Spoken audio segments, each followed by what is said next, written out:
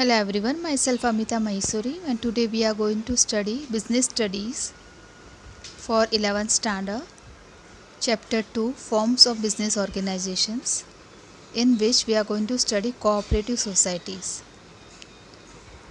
Earlier we have already studied sole proprietorship and other topics are being taught by Anisar. So let us start with cooperative societies. Cooperative societies are voluntary associations of persons constituted for the purpose of protecting their economic and social interest. Means these are that groups of people or forms of people, means people they form a group in which they are going to protect their own economic and social interest. Means they will be saving themselves from the exploitations of other people. Now, the word cooperative means working together and with others for a common purpose. The cooperative society is a voluntary association of persons who join together with the motive of welfare of the members. They are driven by the need to protect their economic interest in the face of possible exploitation at the hands of middlemen obsessed with the desire to earn greater profits. Mostly this type of society is being formed by the people who can save their economic interest from that type of people who exploit them. The cooperative society is compulsorily required to be registered under the Cooperative Societies Act 1912. The process of setting up a cooperative society is simple enough, and at the most what is required is the consent of at least 10 adult persons to form a society. Means it is necessary to have at least 10 adult people to set such cooperative society. The capital of a society is raised from its members through issue of shares. Means how much they are going to contribute their capital, that through their capital and their contribution this society is being formed, or the capital of the society is being made. The society acquires a distinct legal identity after its registrations. Now let us see what are the principles of cooperative society. Self-help through mutual help, or each for all and all for each. Means this society is being formed to help themselves as well as to have mutual help, means to help other people.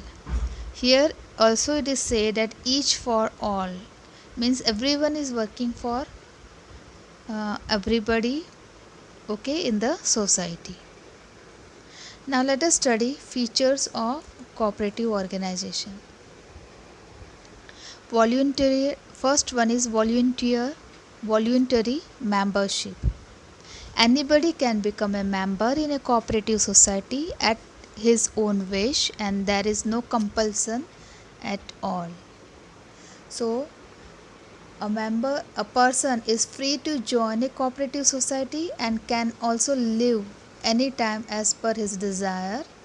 There cannot be any compulsion or necessary for him to join or quit a society. Although, as per the process, a member is required to serve a notice before leaving the society, there is no compulsion to remain a member.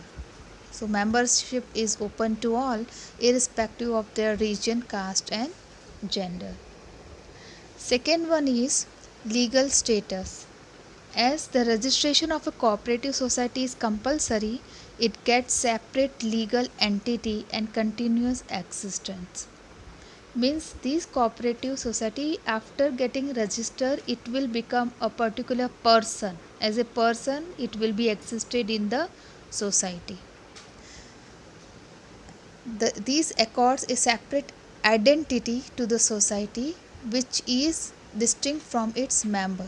Members of the society, this cooperative society, have their own identity, but this cooperative society, this particular firm, is having its own identity in the area.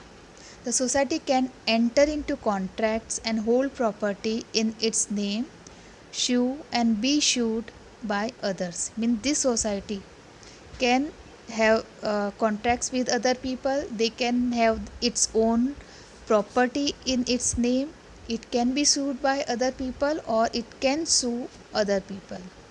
As a result of being a separate legal entity, it is not affected by entry or exit of its member. Next one is limited liability. The liability of members is limited. It means that the liability of members of a cooperative society is limited to the extent of the amount contributed by them as capital. Means if they have contributed more, the liability will be more. If they have contributed less, the liability will be less. This defines the maximum risk that a member can be asked to bear. Next one is control. Control is vested in the hands of board of directors who are elected by the members under the principle of one man, one vote. So, in a cooperative society, the power to take decision lies in the hands of an elected managing committee. There is a committee who are being elected by its member. The right to vote gives the members a chance to choose the members who will constitute the managing committee, and these lends the cooperative society a democratic character. Means the decision will be taken by the committee members who are being elected and not by a particular person. Next one is service motive. The main objective is to render services to its members rather than profit. So the cooperative society through its purpose lays emphasis on the values of mutual help and welfare. So this main motive of this cooperative society is to help each other and to do welfare. Hence the motive of service dominates its working. If any surplus is generated, means any profit is being generated as a result of its operation, it is distributed amongst the members as dividend in conformity with the bylaws of the society. Means any surplus, any profit is being distributed among the members of the society as dividend. Now we are going to study formation of a cooperative society. So as per Kerala Cooperative Societies Act, there should be at least 10 members who are bound together by a common bond belonging to same locality, class, occupation or having a common economic need. As we have already studied that there should be at least 10 adult members who are sharing the same common class, locality, occupation or economic need can form such kind of society. These members are called promoters also. They should present a joint application to the registrar of cooperative societies. Means when they are going to apply for the registration of this cooperative society, these all promoters should present over there and they can give the form or application. These applications should contain following. Now in this application, these all criteria is been given. Proposed name of the society, any name they can give, for example ABC Cooperative Society or Amul Cooperative Society or Cooperative Bank, any type of name they can give to the society. Aim and objective, what is the main objective or an aim of the cooperative societies that they are going to form, that should be mentioned. Area of operation, in which area they are going to operate, local area or in the whole country or in the world, that should be mentioned. Nature of members, liability, means in what type they are going to contribute, in what way they are going to contribute their capital, in the society, particulars of share capital to be raised, how they are going to raise the capital, that should be mentioned, copy of bylaws of the society. So these should be mentioned in the application. After scrutiny, means after checking it properly, the registrar issues a certificate of registration, and thereafter the society can admit new members. Now we are going to study merits of cooperative society.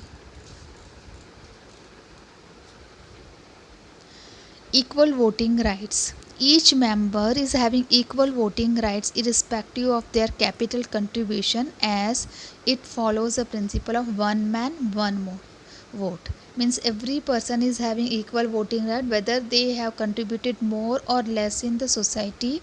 Means this cooperative society, every person has right to vote one time only. Limited liability. Liability of members is limited to the extent of their capital contribution. This is already being studied. Stable existence. The existence of a society is not affected by the debt, insanity, insolvency, etc. of the members. Means we already studied that the member exit or member enters the society, cooperative society, a particular firm, will not be affected by it. Economy in operation.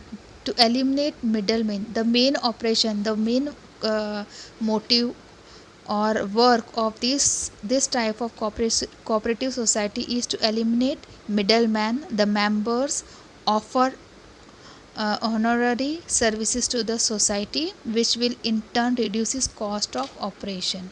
Means they mostly work for the welfare of the society so that they can save people from the middlemen, those who are exploiting them. Support from government. As it is a democratic organization, government provides various supports such as low taxes, subsidies, grants, low interest rates for loans, etc. Easy formation. No complex legal formalities are required to form a cooperative society. It is very easy, as we have already seen that in the formation of the cooperative society, uh, what are the things required that they are supposed to mention in the application, and they can apply to the registrar. Now, limitations of the cooperative societies. Limited resources, low rate of dividend, and one man one vote principle rewards the members to invest more capital. As the authority power given to every person is same, equal, so contribution by the member is also less. This will reduce the resources available with the cooperative society. Inefficient management. Office bearers are elected from members, they may not be competent. Means these are normal group of people, those who have formed a society. These people cannot be that skilled people who have experience, or they have degree or something. So it may happen they cannot able to compete with the existing business organizations outside the outside the society. Sorry. Lack of business secrecy. The general body openly discusses all facts and figures of the society without any secrecy. So whatever discussion is there, it is open to everybody, so there is no business secrecy. Excessive government control. It will affect the smooth functioning. Maximum times, as we have already studied, that government provide them more facilities comparing to other business entities. So these are mostly under the control of the government, and this can affect the smooth functioning of the society. As government, without the permission of the government, it may happen that they cannot do their operations freely. Difference of opinion. it may happen that the conflict among the members adversely affect the organization. It may happen that the people, those who are the members of the society, they have different opinions related to the work to be done or any other things. So it may happen that as they don't have mutual consent, it is going to affect the organization. Now we are going to study types of cooperative societies. So the first one is consumers cooperative society. This is being formed by consumers to ensure supply of consumer goods in a fair price, purchases directly from wholesalers, distributes to members and outsiders, takes only a little margin of profit. So the consumer cooperative societies are formed to protect the interest of consumers. The members comprise of consumer desirous of obtaining good quality product at reasonable prices. The society, its aim was or is its aim is to eliminate middlemen to achieve economy in operations. Means the society aims at eliminating middlemen to achieve economy in operations. It purchases goods in bulk directly from the wholesaler and sells goods to the members, thereby eliminating the middleman.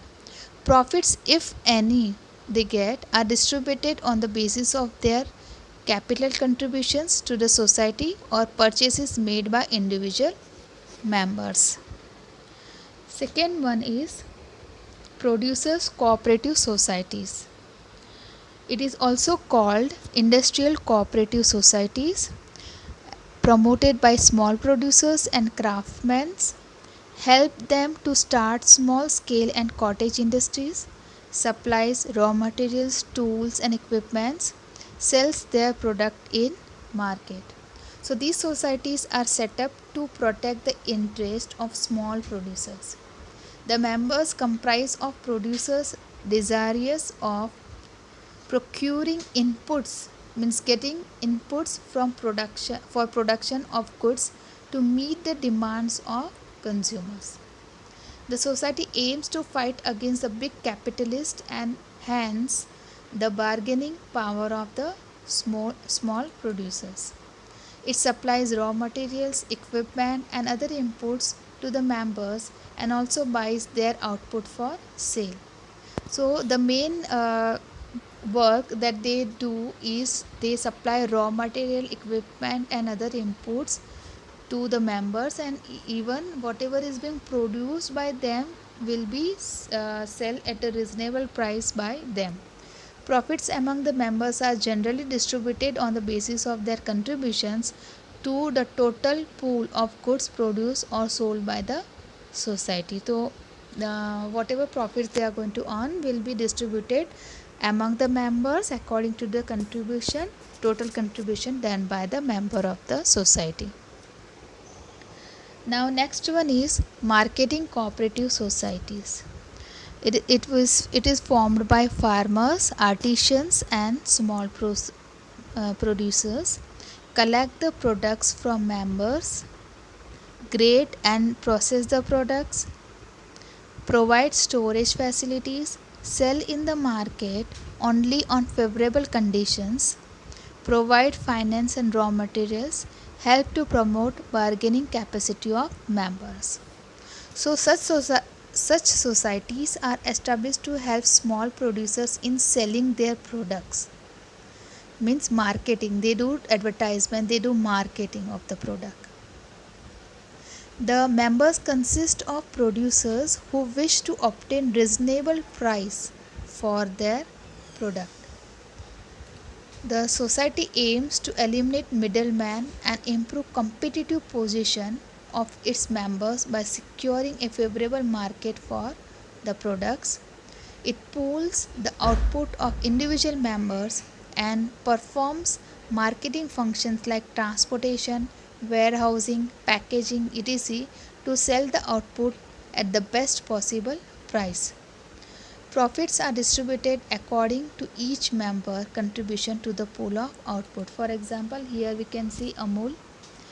uh, you can imagine that there are so many people who are doing the business of milk production, but these cooperative companies, they purchase milk at a reasonable price from them. They make different kind of products, and they give name to the products. They pack it, they store it, they transport it, they do marketing for the product, and then they sell it at a reasonable price to the customers. So these marketing cooperative societies help them to do all these functions. Now, farmers cooperative society, an association of small farmers in a village, large scale production through joint cultivation, increase in yield per uh, of land, to introduce modern method of cultivation, to inculcate the spirit of cooperation among farmers. So these societies are established to protect the interest of farmers by providing better inputs at a reasonable cost. Now inputs includes uh, high yielding varieties of seeds, or any manufacturing tools, for example tractors or any other things. These societies, they together get these tools. The members comprise of farmers who wish to jointly take up farming activities.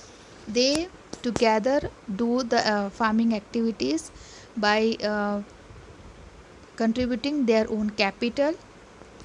The aim is to gain the benefits of large scale farming and increase the productivity. Means small farmers, uh, those who are having small holdings, these people, they together make the society, and this is considered as farmers cooperative society.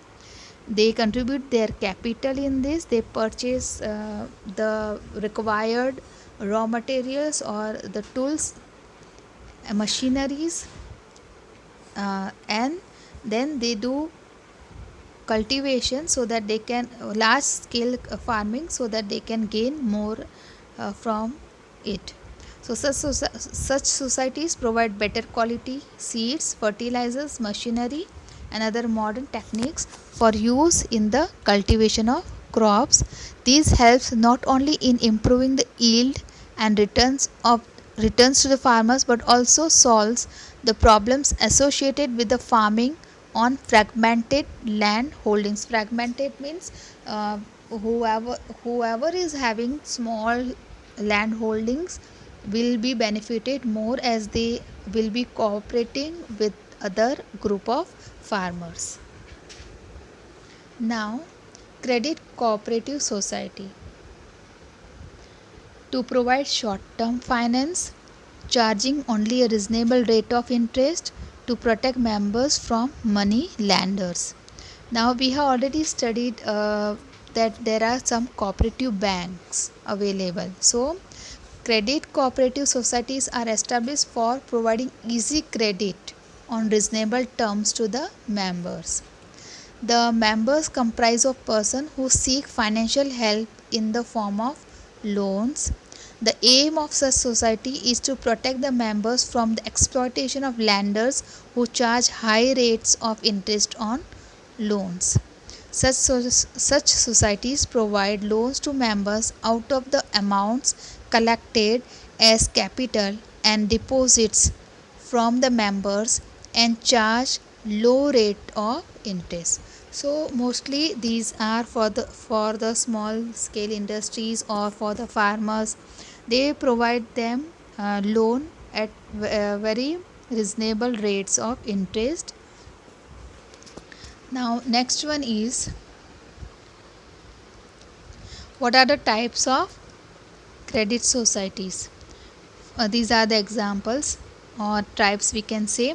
Rural bank to support farmers, for farmers to save them from the money lenders who charge more. Sometimes they snatch land also. So to save them, rural banks are available. These are the cooperative societies. Second is urban bank to help small traders and artisans. Third is employees credit societies formed by the employees in government or non-government organization. They mutually help themselves. They give loan to each other. These employee credit societies, they form non-government organization also. Sometimes they give loan to each other in whenever they are in need at a low interest rate. And the last one is wage earners society formed by workers to meet their credit needs. Those who are doing job and earning wages, these people also make their own group, and they also provide loan to each other whenever they are in need. Now cooperative housing society to provide housing facilities to the members, either ownership or rental basis, help to purchase houses at a less cost, help to purchase houses on easy installments. So the cooperative housing societies are established to help people with limited income to construct houses at reasonable cost. Means those who have limited income cannot make they cannot have their own house with this income. These people are being given loan by this cooperative housing society at a reasonable interest rate. The members of these societies consist of people who are desirous of procuring residential accommodation at lower cost. So this is mostly to help that people, those who want their own house. The aim is to solve the housing problems of the members by constructing houses and giving the option of paying in installments. Means easy monthly installments. Sometimes that they are they their main aim is to provide a house to such people at installment means that only small amount they have to pay, and rest amount they can pay monthly or yearly. These society for some particular years, these societies construct flats or provide plots to members on which the members themselves can construct the houses as per their choice. So types of cooperative housing societies, let us see. Land societies, for example Dreamland Society. What they do, they acquire land and distribute among members as small plots are reasonable at reasonable price to be paid in lump sum or installments. Housing finance societies, selling plots to the members and advance money for construction of houses. House building societies, these people, they acquire land, constructing large number of houses, then construct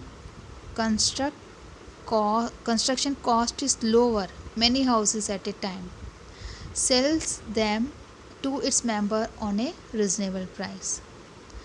Tenancy cooperative societies, these societies own houses and allot them to members on rental basis. So thank you everyone. These are the types of cooperative societies. We have already studied about the cooperative societies, features of the cooperative societies, merits, limitations and types. So hope everyone understood it. Thank you all.